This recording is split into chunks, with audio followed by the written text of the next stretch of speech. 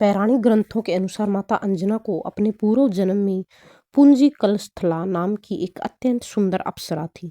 वे देवराज इंद्र की सभा में नृत्य गान करने वाली अप्सरा थी और स्वभाव से बहुत ही चंचल और बहुत ही सुंदर थी। सबका मनोरंजन बहुत अच्छे से करती थी और वह सबको बहुत ज़्यादा अच्छी लगती थी। एक बार ऋषि मतंग, कुछ ग्रंथों में दुर्वासा का भी उल्लेख मिलता है, घोर तपस्या में लीन थे। उसी समय पुंजी कस्थला यानी अंजना अपने स्वभाववश वहां पहुंची और हंसी मजाक एवं चंचल व्यवहार से ऋषि की तपस्या में बाधा पहुंचा दी। इससे ऋषि का ध्यान भंग हो गया और ऋषि क्रोधित हो गया। क्रोध में आके ऋषि ने माता को श्राप दिया। क्रोधित होकर ऋषि मतंग ने कहा कि हे अप्सरे, तुम्हारी चंचलता और असंयम ने मेरी तपस्या भंग की है, अतः तुम पृथ्वी पर वानरी वन निवासी वानर रूप धारण करोगी।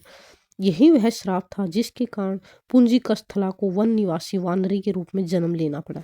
उसके पश्चात श्राप के बाद पुंजी कस्थला ने ऋषि से क्षमा मांगी और ऋषि का हृदय पिघल गया। उन्होंने वरदान दिया कि तुम्हें यह श्राप तब मुक्त करेगा जब तुम भगवान शिव के अंश से उत्पन्न एक महान पुत्र को जन्म दोगे। वह पुत्र संपूर्ण जगत में भक्ति और शक्ति का आदर्श बनेगा और पूरे विश्व में उसकी पूजा होगी, सब उसकी पूजा करेंगे। उसके बाद तुम्हें अपने श्राप से मुक्ति मिल जाएगी। श्राप के अनुसार पुंजी कस्थला ने अंजना के रूप में पृथ्वी पर जन्म लिया और वानर राज के स्त्री से विवाह किया। उन्होंने वर्षों तक शिव और वायुदेव की कठोर तपस्या की। कठोर तपस्या से खुश होकर एक दिन भगवान शिव ने उन्हें दर्शन दिए और भगवान शिव ने अपना अंश देने का वचन दिया। पवन देव ने वह तेज अंजना के गर्भ में स्थापित किया और इस प्रकार जन्म हुआ हनुमान जी का।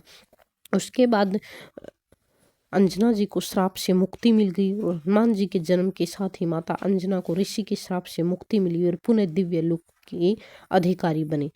यह कथा मिलती वाल्मीकि रामायण के अंदर, स्कंद पुराण के अंदर, शिव पुराण के अंदर, लोक परंपराएं और राम कथा आख्यान में आप इस पौराणिक कथा को देख सकते हैं। कथा का संदेशा यह है कि असंयम का परिणाम कष्ट होता है, पश्चाताप और तपस्या से मुक्ति मिलती है, ईश्वर भक्ति से श्राप का वरदान भी मिलता है। इसके अलावा हम और भी बहुत सारी बातें इस वीडियो में जानेंगे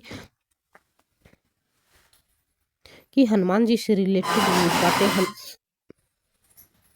त्रेता युग में अंजना नाम की एक अप्सरा थी। एक ऋषि के श्राप से उन्हें वानर रूप धारण करना पड़ा। उन्होंने घोर तपस्या कर भगवान शिव को प्रसन्न किया। शिव जी ने वरदान दिया कि वे अपने अंश से उत्पन्न एक महापराक्रमी पुत्र को के रूप में जन्म लेंगे। उसी समय केसरी नामक वानर राज थे जो अंजना के पति थे। पवन देव द्वारा शिव का अंश अंजना के गर्भ में पहुंचा और इस प्रकार हनुमान जी का जन्म हुआ। इसलिए हनुमान जी को कहा गया कि पवन पुत्र, अंजनी, महावीर, बजरंगबली, मारुति, ये सब हनुमान जी के नाम हैं। सूर्य को निकलने की लीला थी उनमें। बाल हनुमान अत्यंत बलशाली थे। एक दिन उन्होंने उगते सूर्य को लाल फल समझकर निगलने के लिए उड़ान भरी। देवता भी भयभीत हो गए। इंद्र देव ने उन्हें रोकने के लिए वज्र फेंका, जिससे हनुमान जी मूर्छित हो गए। पवन देव क्रोधित होकर वायु का संचार रोकने लगे। समस्त सृष्टि संकट में आ गई। तब सभी देवताओं ने क्षमा मांगी और हनुमान जी को वरदान दिया, ब्रह्मा अमरता, विष्णु कोई शस्त्र असर न करे, शिव अजेता, इंद्र वज्र से भी कठोर शरीर। ऋषियों के श्राप का हनुमान जी के बचपन में अत्यंत चंचल थे। वे ऋषियों की तपस्या भंग कर दे देते। क्रोधित ऋषियों ने उन्हें श्राप दिया कि वे अपनी शक्ति भूल जाएंगे और केवल तभी स्मरण होगा जब कोई उन्हें उनकी शक्ति का बोध कराएगा। यही कारण कि आगे चलकर जाम्बवान उन्हें उनकी शक्ति याद दिलाते हैं। जब भगवान श्री राम और लक्ष्मण माता सीता की खोज में किष्किंधा पहुंचे, तब हनुमान जी ने ब्राह्मण वेश के रूप में उनसे संवाद किया। कुछ ही क्षणों में उन्होंने पहचान लिया कि ये तो वे स्वयं नारायण हैं। हनुमान जी ने दंडवत प्रणाम कर स्वयं को राम का दास घोषित किया। यहीं से राम हनुमान की अमर भक्ति परंपरा प्रारंभ हुई।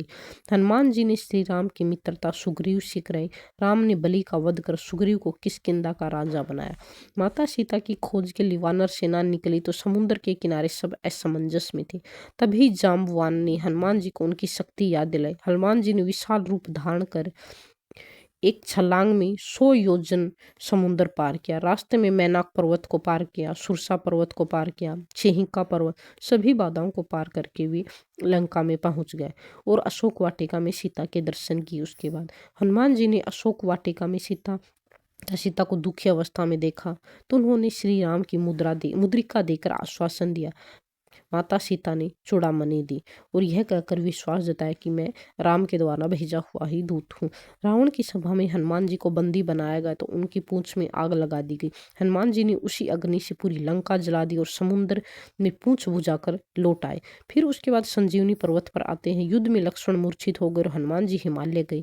पौधा न पहचान पाने पर उन्होंने पूरा पर्वत लेकर उठा ले आए, जिससे लक्ष्मण जी की जान बची गई। उसके बाद रावण युद्ध हुआ